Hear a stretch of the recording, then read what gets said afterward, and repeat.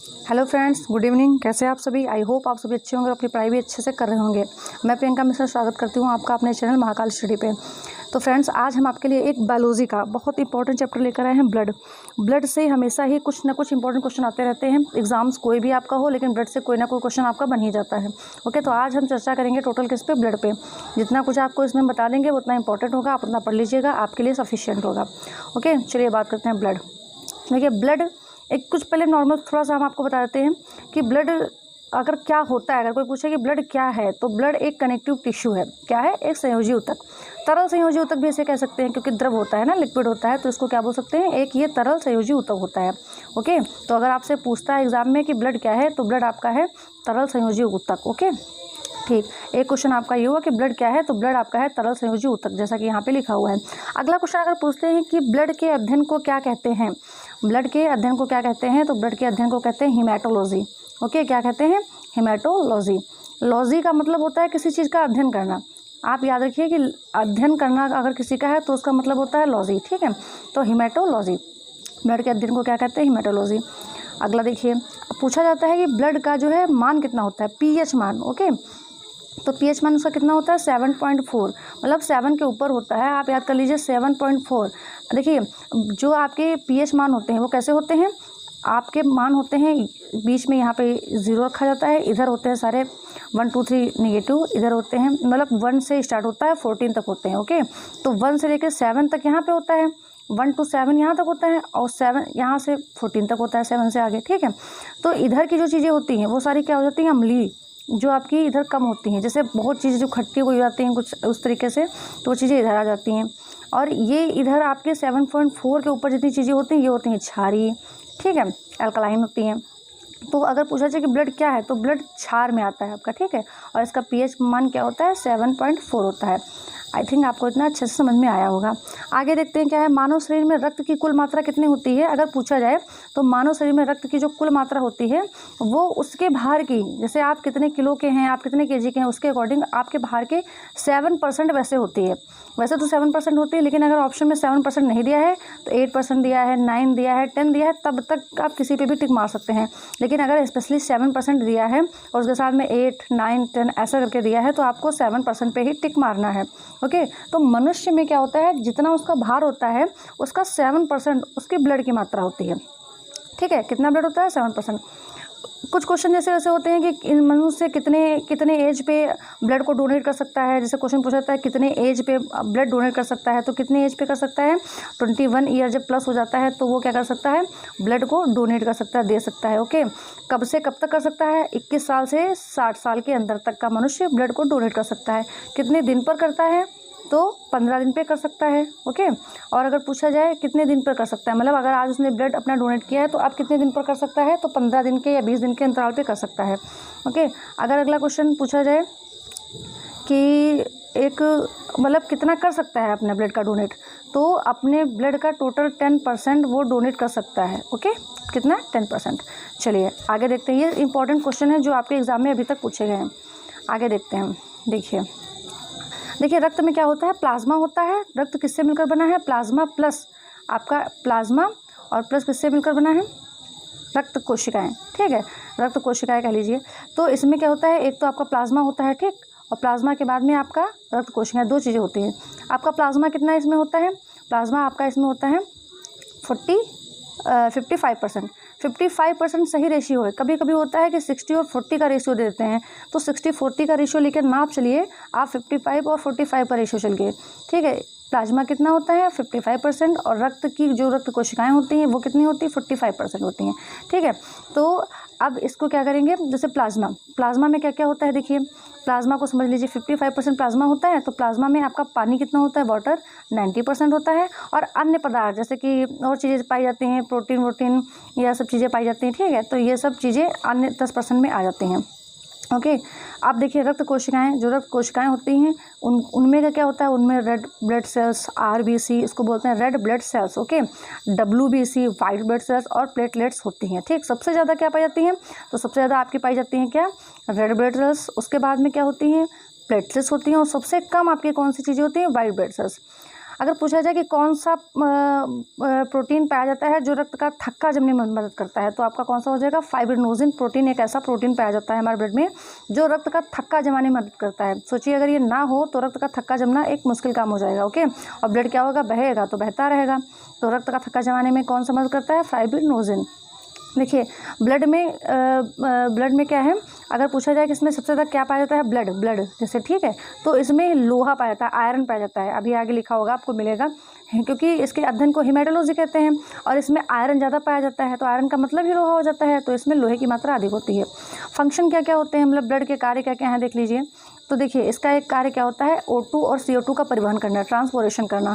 मतलब ये होता है कि जैसे जो हम ऑक्सीजन लेते हैं, जैसे ऑक्सीजन कितनी है वातावरण में, हमारे टोटल 21% है, लेते तो पूरे हम 21% हैं, टोटल हम 20। देखिए अगर कभी पूछ लिया जाए कि वातावरण से हम ऑक्सीजन कितनी लेते हैं, कार्बन डाइऑक्साइड कितनी लेते हैं, O2 कितनी लेते हैं, नाइट्रोजन कितनी लेते हैं, ये कभी भी पूछा जाए तो आप याद रखिए कि जितना वायुमंडल में सब कुछ उपस्थित है हम टोटल उतने का उतना ले लेते हैं। ओके, लेकिन होता ये है कि जब हम छोड़ते हैं तो उनकी मात्रा फिर कम हो जाती है। जैसे कि ऑक्सीजन लेते 21% है, छोड़ते कितनी है, 16% छोड़ते हैं। ठीक है, कार्बन डाइऑक्साइड लेते कितनी है, पॉइंट में लेते हैं कुछ परसेंट में, और छोड़ते हैं तो 4% छोड़ते हैं। एक ऑक्सीजन का रेशियो उधर जाके कंप्लीट हो जाता है। तो ऑक्सीजन जब रक्त में मिलता है, ऑक्सीजन जब हमारे रक्त में मिलता है तो इसका कलर क्या होता है, रेड हो जाता है। ठीक है, और जब श्वासोच्छ्वास की क्रिया होती है तो हम क्या करते हैं, अंदर से कार्बन डाइऑक्साइड छोड़ते हैं, ज़्यादा छोड़ते हैं ना। तो जब श्वासोच्छ्वास की क्रिया होती है तो हम क्या करते हैं, कार्बन डाइऑक्साइड को छोड़ते हैं, और ऑक्सीजन तो हमारे अंदर जा ही रहा होता है। O2 क्या है, जब ऑक्सीजन पहुंचती है तो हमारा ब्लड जो होता है वो रेड हो जाता है, उसके पहले ब्लड रेड नहीं होता है। वैसे तो आपका हीमोग्लोबिन पाया जाता है, वो खून को लाल करता है, सही है, लेकिन ऑक्सीजन भी अगर ना मिले उसको तो वो रेड कलर का नहीं होगा। अब देखिए इसमें यहाँ पे बताया गया है कि प्लाज्मा पाया जाता है। ओके, रक्त कोशिकाएं, RBC, WBC, प्लेटलेट्स, ये सब मिलके हमारा पूरा ब्लड बनता है। ठीक है, आगे देखते हैं क्या है, पोषक तत्वों का परिवहन। अब पोषक तत्व मतलब हम जो कुछ खाते पीते हैं, भाई हम जो कुछ खाते पीते हैं सबसे पहले कहाँ जाता है, मुख में, मतलब मुख गुहा में, फिर ग्रसनी में जाता है, उसके बाद आमाशय में जाता है, फिर छोटी आंत, फिर बड़ी आंत में जाके, ठीक है, सारी इंटेस्टाइन लास्ट में जाके, और क्या होता है, एनस से निकल जाता है।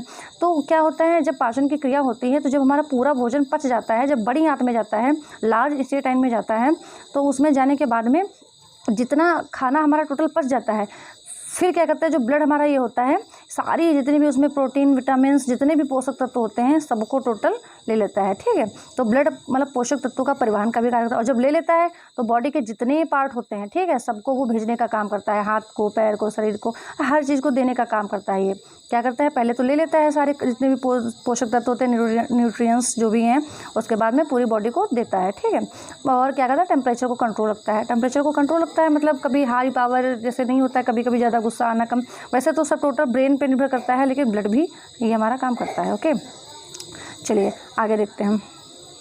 आई थिंक आपको इतना समझ में आया होगा। देखिए अभी हमने बताया था कि फाइब्रिनोजिन प्रोटीन जो होता है वो रक्त का थक्का जमाने में मदद करता है, अगर ना हो तो शायद थक्का नहीं जमेगा।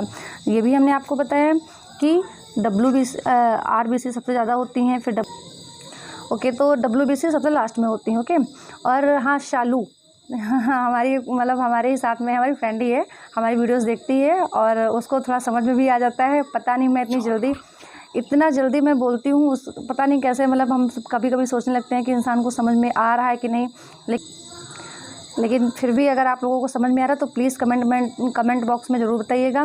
और शालू जान जो भी जौनपुर से हैं, मैं उनकी वीडियोस में मतलब उनके कमेंट पढ़ती हूँ, देखती हूँ, और अगर आप मतलब अच्छा आपको लगता है, मुझे भी अच्छा लगता है, थैंक यू। और कोई भी टॉपिक आपका अगर है नहीं आपको समझ में आ रहा तो आप हमें बताइएगा, हम उसको क्लियर कराएंगे। थोड़ा मेरी स्पीड जल्दी रहती बोलने की, एक्चुअली जल्दी पढ़ती भी हूँ, जल्दी बोलती हूँ, सब कुछ जल्दी कर देती हूँ। ठीक है, चलिए आगे देखते हैं। RBC का फुल फॉर्म क्या होता है, रेड ब्लड सेल्स, सबको पता होगा, रेड ब्लड सेल्स या फिर red blood corpus. Okay, red blood cells या फिर रेड ब्लड कार्पस। आगे देखते हैं, साइंटिफिक नेम इसका क्या होता है, एंथ्रोसाइड होता है। ध्यान रखिएगा, अगर पूछा जाए RBC का जो साइंटिफिक नेम है वो एंथ्रोसाइड होता है। कैसे याद करें, अब बताओ इसको कैसे याद करें, थ्रो आपको थ्रो में आ रहा है तो याद कर लीजिए RBC, क्योंकि ये चीज़ पूछ ली जाती हैं, RBC का, WBC का, और जैसे ल्यूकोसाइड, एंथ्रोसाइड, ये चीज़ें होती हैं तो अलग अलग से पूछ लेते हैं। तो RBC का याद रखिएगा आपका एंथ्रोसाइड होता है। Okay, scientific name. आगे देखते हैं क्वेश्चन क्या कह रहा है। पूछ रहा है कि इसमें जो होता है कि रक्त में क्या होता है 90%, एंथ्रोसाइड हमारे क्या होती है रक्त में कितनी होती है 90%, मतलब जो हमारी कितनी क्या है आरबीसी हैं वो हमारे रक्त में टोटल कितना होती हैं आपके 90% होती हैं। लाइफ टाइम इनकी वैलिडिटी कितनी होती है, जीवन काल अगर पूछा जाए इनका कितना होता है तो 120 दिन का होता है। ओके, सबसे ज़्यादा होती हैं ये, और इनका जीवन काल कितना होता है 120 दिन का। इनका साइंटिफिक नेम क्या है एंथ्रोसाइड, आपको इतना याद हुआ होगा। निर्माण कहाँ होता है अस्थि मज्जा में होता है, मतलब बोन मैरो में ये बनती हैं। कहाँ बनती है बोन मैरो में बनती है। मृत्यु कहाँ होती है तो आपकी प्लीहा में, स्प्लीन जिसको बोलते हैं, ठीक है, स्प्लीन प्लीहा। अगर ये ऑप्शन में ना दिखे तो तिल्ली आ सकता है आपका ऑप्शन। ओके, तिल्ली भी आ सकता है। और बाई चांस अभी आप कह दो कि तिल्ली प्लीहा या कुछ भी नहीं है तो यकृत भी कर सकते हैं, लेकिन कब, बहुत लास्ट में, जब आपको प्लीहा या स्प्लिन या फिर तिल्ली कोई ऑप्शन ना दिख रहा हो, क्योंकि एग्जामिनर कुछ भी कर सकता है, तो अगर वो ना बताए तो लास्ट में आप यकृत कर सकते हैं। वैसे नहीं, वैसे आप प्लीहा स्प्लिन को ही लगाएंगे। ओके, इसको क्या बोलते हैं कब्रिस्तान बोलते हैं, आरबीसी का कब्रिस्तान। मतलब आरबीसी कहीं ना कहीं जाके मरेगी, है कि नहीं भाई, बन रही है तो 120 दिन जीवन काल है, तो कभी ना कभी तो मरेगी। बहुत सी चीज़ें पाई जाती हैं ना, तो कहीं ना कहीं जब चीज़ें ख़राब हो जाती हैं तो वो फिर मर जाते हैं, एक्सपायरी डेट उनकी एक होती है, तो वो कहाँ पे मरेंगी जाके, तो वो आरबीसी में जाके, मतलब स्प्लीन में जाके मर जाती हैं। ओके, आगे देखते हैं वर्क क्या होता है ऑक्सीजन और कार्बन डाइऑक्साइड का। ऑक्सीजन और कार्बन डाइऑक्साइड का क्या करते हैं परिवहन करती हैं, संवहन करती हैं। ओके, मतलब वही पहले बताया है कि ऑक्सीजन को ले जाना लाना ये काम करती हैं।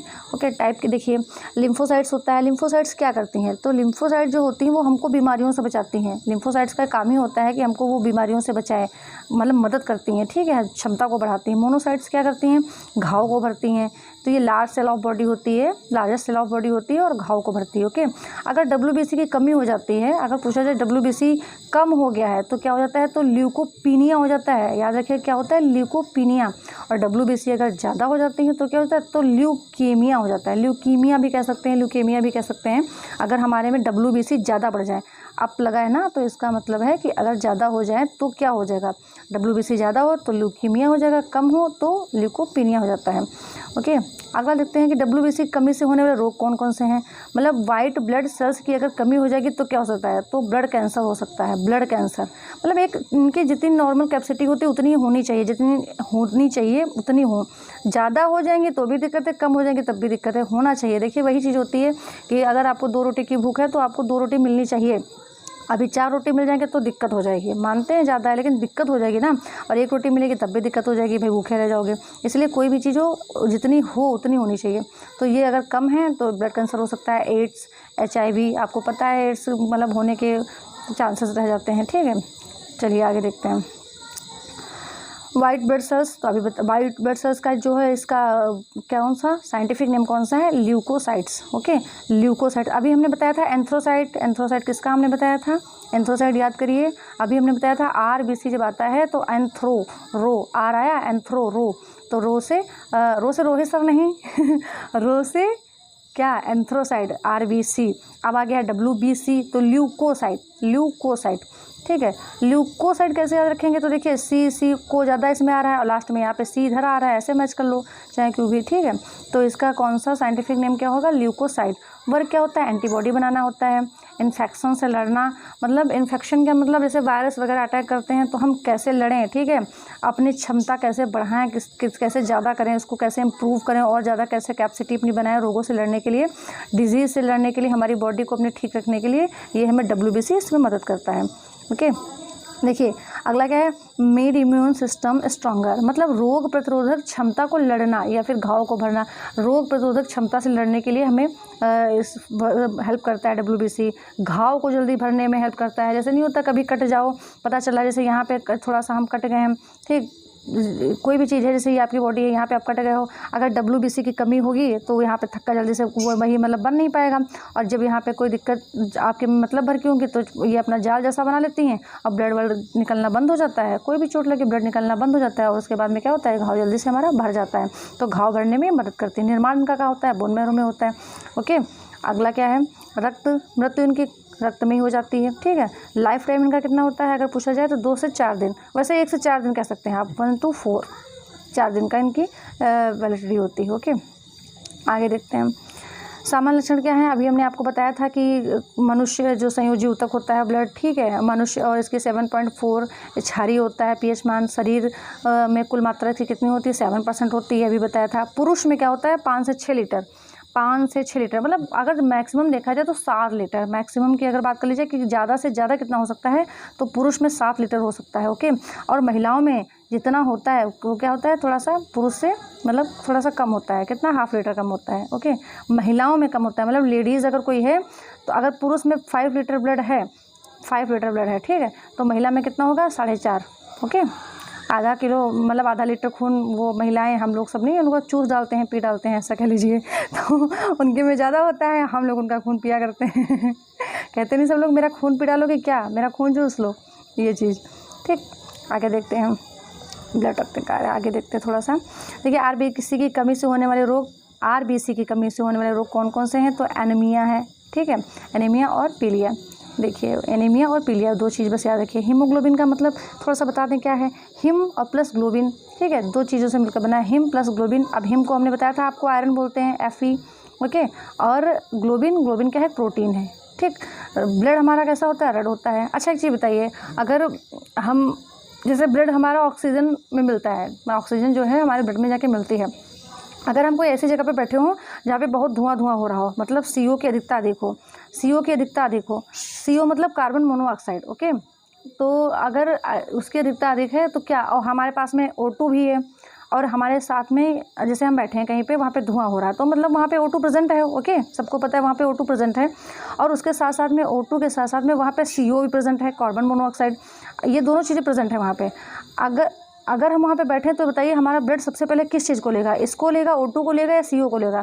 तो ध्यान रखिएगा, सबसे पहले वो CO को लेगा, कार्बन मोनोऑक्साइड, और ये क्या कर देता है? बहुत बड़ी दिक्कतें हम लोगों में पैदा कर देता है, खांसी वासी आना, ठीक है, अंदर दिक्कतें मतलब ज़्यादा पैदा कर देता है, बीमारियों को ये एकदम से बढ़ाता है कार्बन मोनोऑक्साइड।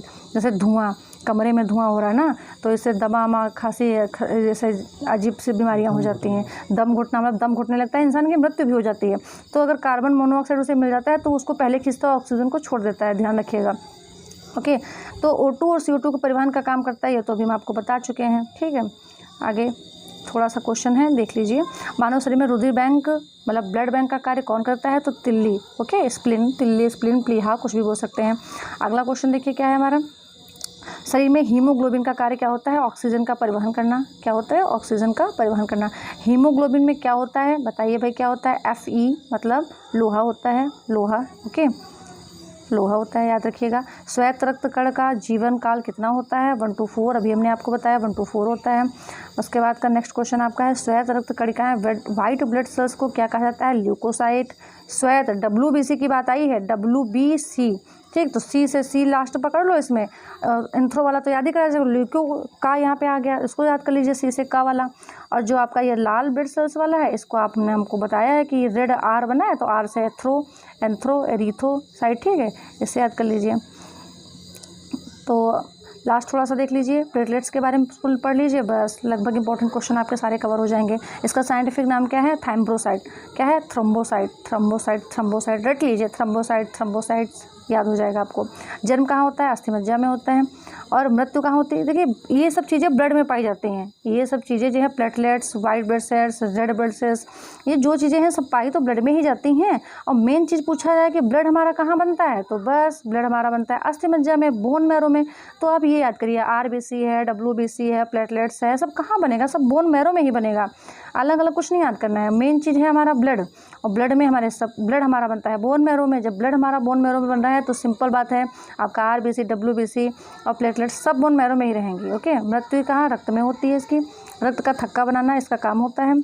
ब्लड क्लॉटिंग को बनाता है, मतलब ब्लड को बहने से रोकता है ना, तो क्लॉट बना देता है, तो इतना ब्लड बहता नहीं जब कभी चोट लगती है। नहीं है शरीर के कट जाने पर रक्त के बहाव को रोकना, तो प्लेटलेट्स अगर हैं तो हमारा ब्लड जैसे कहीं चोट लग गई, कट गया, तो कंटिन्यू बहेगा नहीं, रुक जाएगा, उसके थक्का को रोकने में मदद करती है। ओके, आगे क्या है? डेंगू वायरस प्लेटलेट्स को नष्ट कर देता है।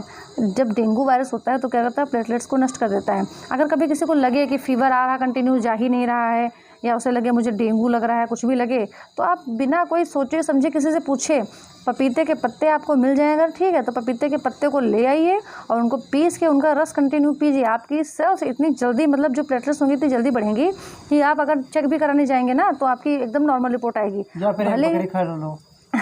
नहीं, बकरी नहीं, बकरी का दूध पिया जाता है, ठीक है, बकरी का दूध पिया जाता है, लेकिन बहुत से लोग होते हैं बकरी का दूध नहीं पी सकते हैं, उसको ही खा जाते तो हैं। कीवी खा लेते हैं। नहीं, बकरी हाँ होता है, जैसे मतलब इंसान बकरी को तो नहीं, बकरी का दूध नहीं पिएगा, लेकिन बकरे का मांस आराम से खाएगा। कहेगा आज घर में मम्मी बकरा बना लो, ठीक है, ये बकरे का हम लाए हैं बना लो, उसको खा लेगा। लेकिन अगर कह दो कि बकरी का दूध, तो कहेंगे यार बकरी का दूध हम नहीं पीते हैं, बकरी का दूध हम नहीं पियेंगे, ये चीज़ें स्मेल आती है, उसमें उनको स्मेल आती है। बकरी का दूध पीना चाहिए, उससे सेल्स काफ़ी ज़्यादा बढ़ती हैं। कीवी, आपकी कीवी से बढ़ती हैं। और कुछ ना मिले तो सबसे बढ़िया है पपीते का पत्ता, भगवान ने इतनी अच्छी चीज़ बना रखी है, आप पपीते का पत्ता लाइए, उसको पीस लीजिए, उसका जो रस है उसमें हल्की सी चीनी डाल लो या फिर ना भी डालो, पी जाओ, बाद में चीनी विनी खा लो, तो आपकी जो प्लेटलेट्स हैं वो काफ़ी ग्रोथ करेंगी और बहुत से रोगों से लड़ने की क्षमता देता है। आम का पत्ता, मतलब उसका पपीते का पत्ता काफ़ी हेल्पफुल होता है ना, वो हमेशा पीना चाहिए। आम के पत्ते को पीस के पीना चाहिए, जो पीले पीले से पत्ते आम के होते हैं इनको पीस के पीना चाहिए, इससे काफ़ी मतलब पेट में अगर गैस वैस बन रही है इन सब चीज़ों से फुर्सत मिलती है, अच्छी चीज़ है, ठीक है। तो डेंगू वायरस को नष्ट करने में मदद करता है, प्लेटलेट्स उससे घट जाती हैं। डेंगू किससे होता है, तो एडिस एजिप्टी मच्छर के काटने से डेंगू होता है, एडिस एजिप्टी मच्छर के काटने से डेंगू होता है, ओके।